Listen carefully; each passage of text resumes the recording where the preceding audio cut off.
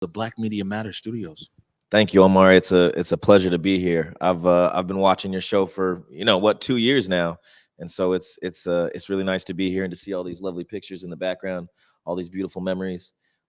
It's really a pleasure. Thank you. Yeah, I saw when you came in earlier. It was like some of these things literally jumped off the wall at you. You're like, "Yeah, I know this picture and that place and everything else, huh?" Yeah, I study old blues and old jazz, and you got the Sweethearts here, you got the founders of the Black and Tan Club up there. I mean, you got Al Smith. I mean, you just this is what it's all about. It's we're talking about folk, we're talking about history, we're talking about storytelling, and this is beautiful to just have this as the background. I feel good, especially because I got my hat on. I was Yeah, telling I'm you. saying like you're vibing right now. Before we get into the actual Northwest Folklife Festival, maybe you can tell us a little bit about what you do there as artistic director and a little bit about yourself. Yeah. I I think folk life has been a part of my life since I was born. I really do believe that folk will save the world, and I say that, and I know it might sound a little hyperbolic, but when we talk about folk, when we talk about craft and storytelling and music and dance, we're talking about the things that reinforce our personhood. We're talking about the things that like reinforce our individual and our collective identities. And we look at all the things that are happening in the world, and it's because people are afraid of change. And intrinsic and inherent in folk is change. Like inherent in this music, in this dance, and this storytelling is the embrace of something new, based off of the stories and the memories and the nostalgia that you get from your parents and your grandparents and your aunties.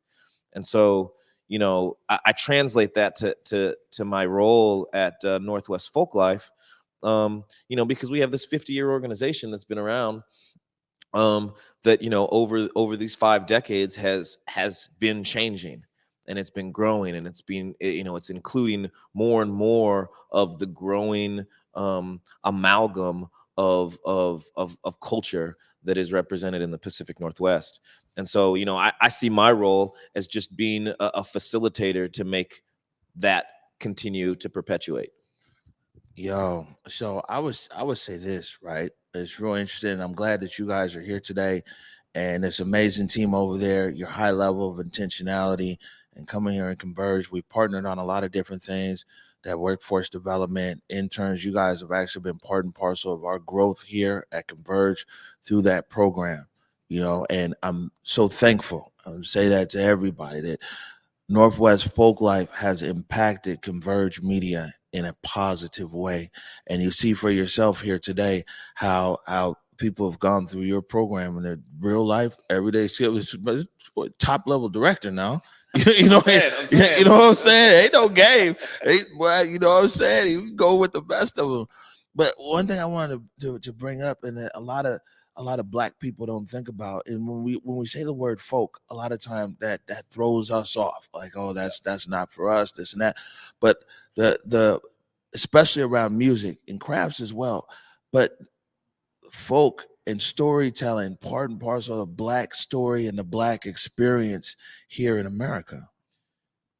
Absolutely. I think to me, one of the founding things I wanted to get done, in my first year here at Folk Life, was reclaim what the word folk means, right? Redefine it. Not even redefine it. I mean, Reese was helpful in, like, we're not redefining this, we're reclaiming this word, because there's this stigma or this misnomer that folk is assigned to, maybe an old white dude with a beard playing a banjo, right?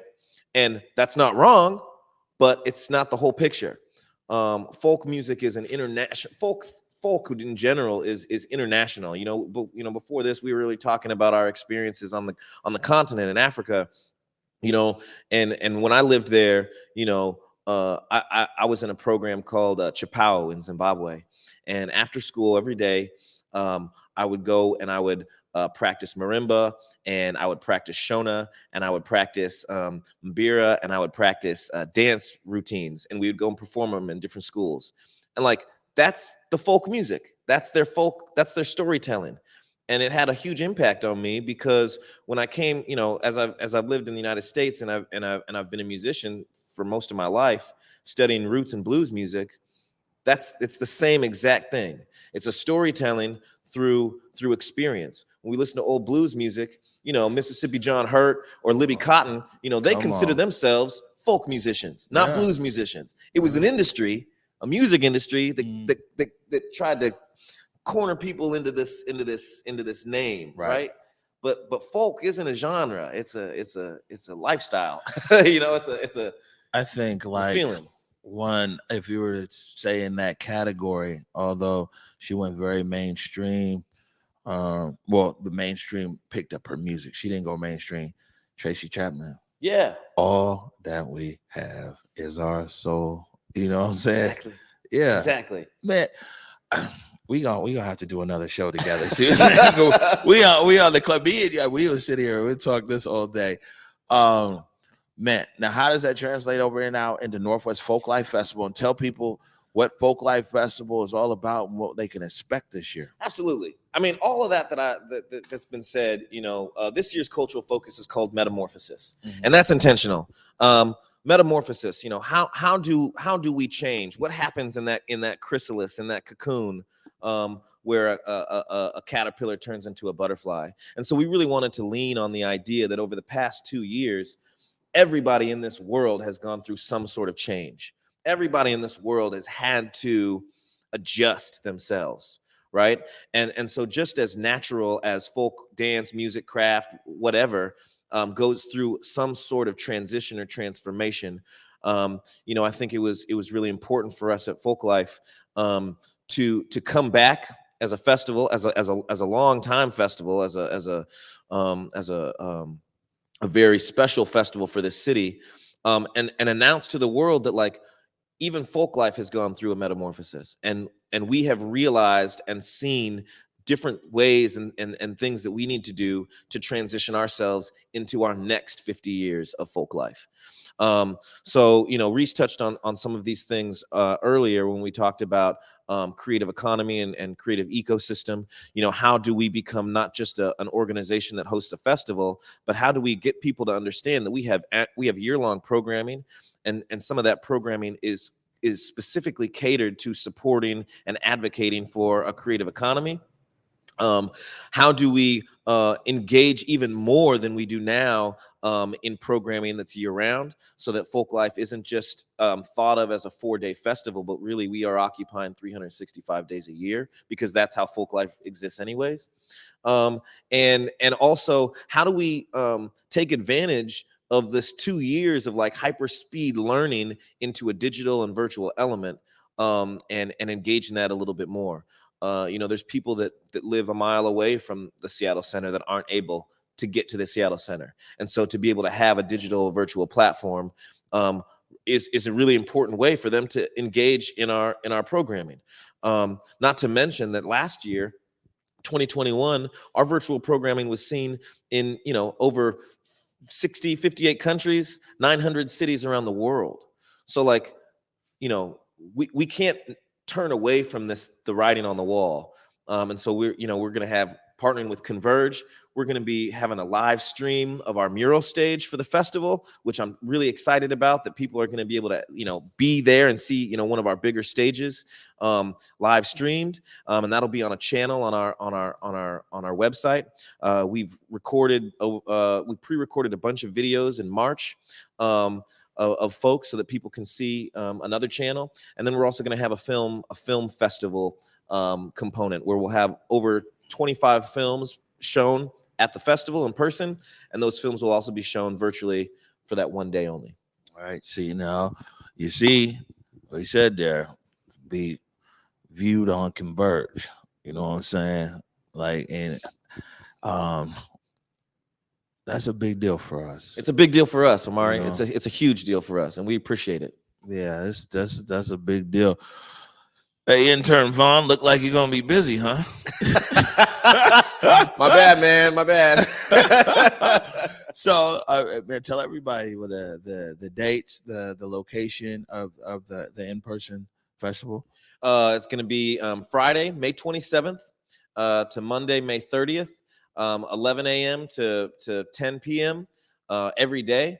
We've got 13 stages. We've got craft vendors, food vendors. We've got a new maker space where people can get hands-on access to different types of lutherie or woodworking or basket weaving. If you want to learn how to do it or get interested in it, here's a chance to actually put your hands on it and try something new.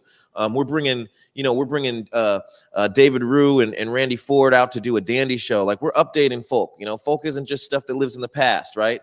Folk is constantly evolving, and we're going to bring some new styles. We got a Metamorphosis band. So we're going to have rotating casts of folk musicians come up on stage with a live band, and we're going to see the change in the music in real time. They're going to bring their old folk. We got Balkan music. We got Celtic music. We got Mongolian music, and they're going to come up and they're going to play their traditional song with a live band, and that live band is going to back them up in real time and learn the music right on stage, and you can see something new happening right there. It's going to be dope. And tell people, how much does this cost? It's free. It is free, people. You just come. You just show up. You just show up and party. Ultimately, I just want to mention that's what this is, right? That's what folk life is. It's just a big party, and that's what's going to save the world is more parties. Yeah, and so you will, like I said, you'll find us there.